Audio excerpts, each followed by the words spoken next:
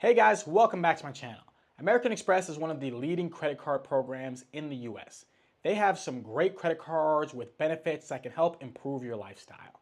I have many American Express cards and I also recommend American Express cards to people who I feel like can benefit from having them. But I do believe that unless you're putting in the time to really understand the American Express program, the cards are probably not for you. I'm going to go over my big issues with American Express. And even though they do have great cards, I'm going to say why a high percentage of people are not winning with their American Express cards. The first and probably the biggest problem with American Express is their point system.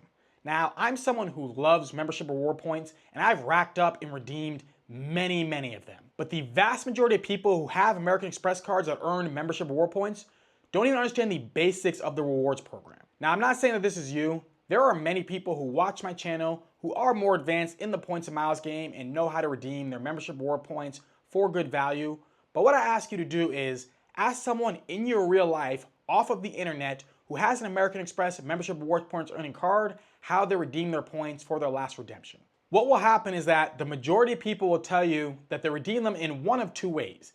Either they redeemed them for a statement credit or they redeem them through American Express's travel portal. I couldn't tell you how many people that I've met who have an American Express card that earns membership reward points have told me that they either redeem their membership reward points for a statement credit or through Amazon. But I will say that it has been the most common answer that people who have an American Express card that earns membership reward points redeem their points this way. The problem with this is that this is the worst way to redeem your membership reward points. So if you are someone who has an American Express card that gives you 4x categories or 5x categories, but you redeem your points this way, chances are you're probably better off just having a 2x cashback card and using that for everything instead. There is so much allure behind American Express. I know this because I remember the feeling that I had when I first got approved and received my first American Express card 10 years ago. Even though I was sharing a room and eating instant noodles every day, I felt like a big shot with my American Express card. And because of the allure, so many people want an American Express card, but they do almost no research to understand how they can take advantage of this program. And the reality is, American Express knows all this. I know that many of us believe that we are beating the banks, and some of us are, but if you don't also think that American Express is winning, you are highly mistaken. American Express is a multi-billion-dollar corporation, and they have studied their customers to a T. American Express knows that the majority of people who sign up for their Gold card are going to get themselves a 75,000 point sign-up bonus. Now, to have the Gold card, it's going to cost you $250 for an annual fee. You do get yourself $240 in credits, but these credits are issued by partner companies that are connected with American Express. So these credits are going to cost American Express either very little money or maybe even no money at all, because what they're doing is bringing traffic to these other companies, which is making them money. And since the majority of people redeem their membership reward points for a statement credit, what that means is that 75,000 point sign-up bonus is probably going to end up costing American Express close to about $450. So if the person who gets an American Express Gold card keeps this card for more than 1 year and pays a second annual fee, chances are American Express is probably profiting from that person. And this doesn't even take into consideration the swipe fees or if that person ends up getting into debt and needs to pay some interest to American Express. The second most common way that people redeem their American Express membership reward points is through American Express's travel portal.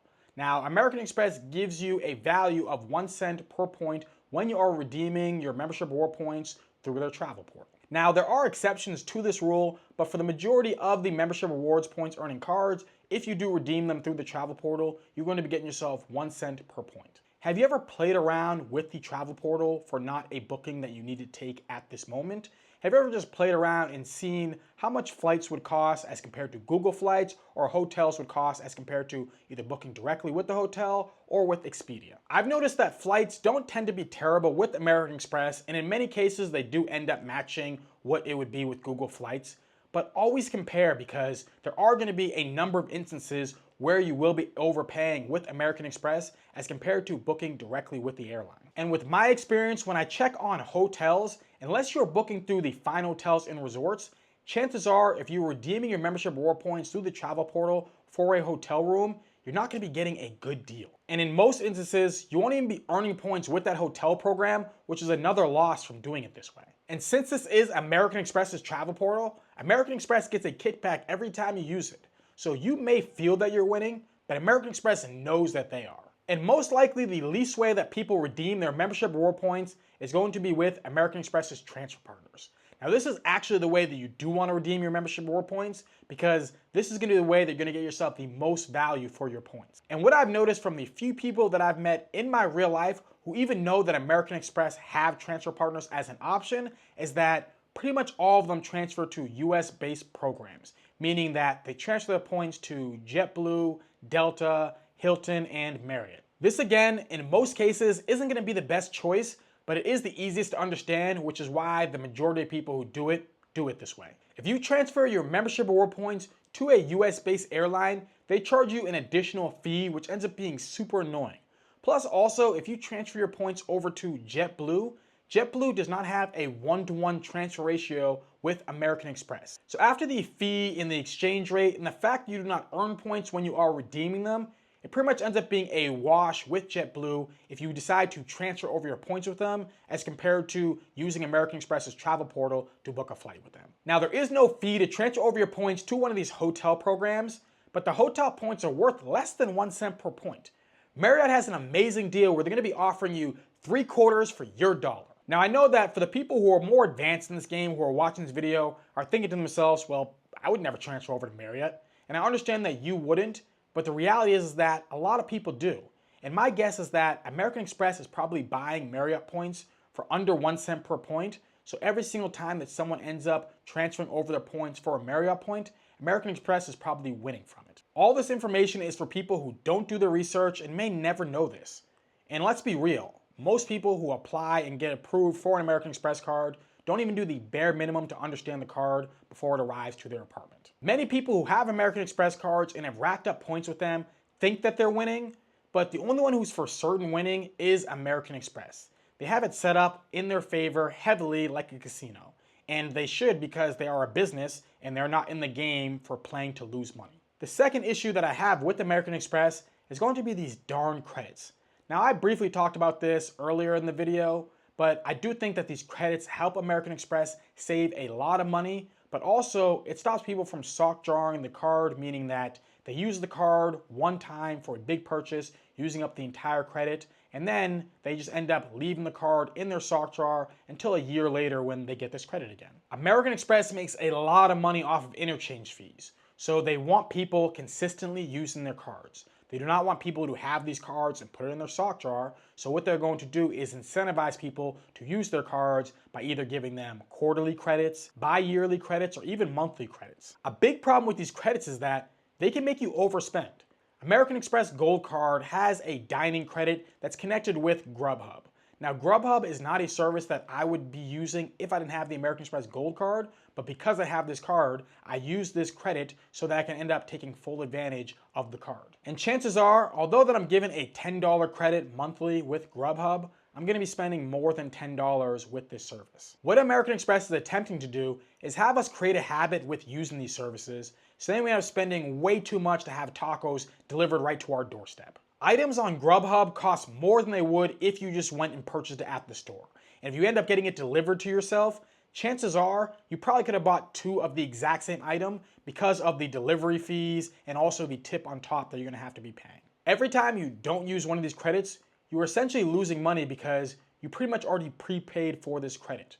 So if you forgot to use your $15 credit with Uber with your American Express Platinum card, bye 15 bucks. Now, I do find many of these credits valuable, but the reality is that they do become annoying as you have to try to keep up with them, and then you end up begging to ask yourself the question, well, is it even worth it to have to do all of this effort just to have this card? My third big issue with American Express is going to be the high annual fees.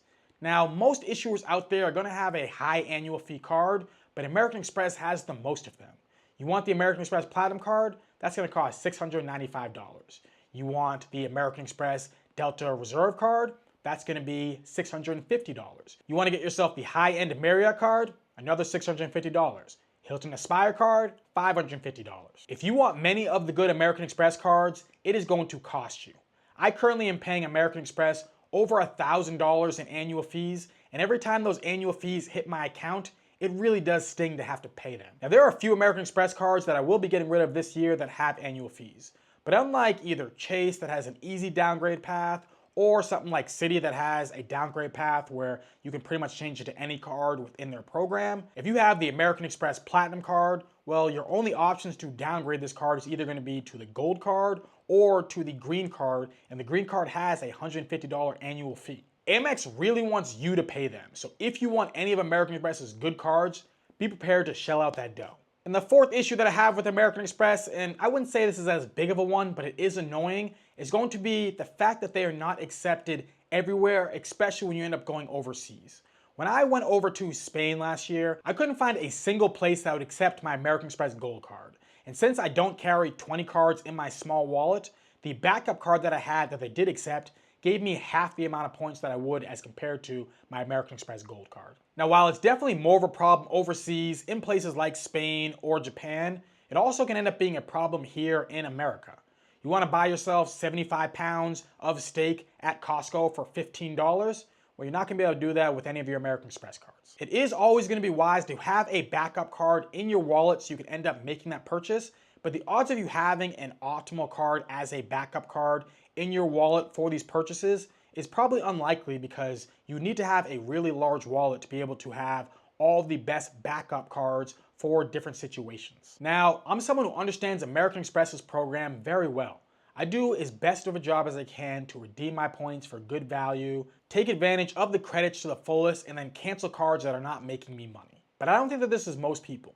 Most people redeem their points for either poor or bad value, they forget to use their credits, or they use the credits and end up overpaying from using them. And then when it comes to canceling cards, a lot of people don't end up canceling the card because they've already created a habit with that card, so they would rather use that card in the system that they are accustomed to as compared to changing it, even if they would end up saving them money. American Express can be great, but you should really look into understanding their cards and their program, because even though there is a lot of allure around American Express cards, there may be other cards out there that are better for you. They just don't look as pretty as American Express cards. But hopefully you enjoyed this video. Let me know in the comment section down below if you have any questions about American Express cards. If you happen to be interested in any of American Express cards because you are doing your research, check out my description box to learn more about different American Express cards. And if you happen to really like this video, do me a favor, hit that like button, hit that subscribe button, share this video, and have a beautiful rest of your day.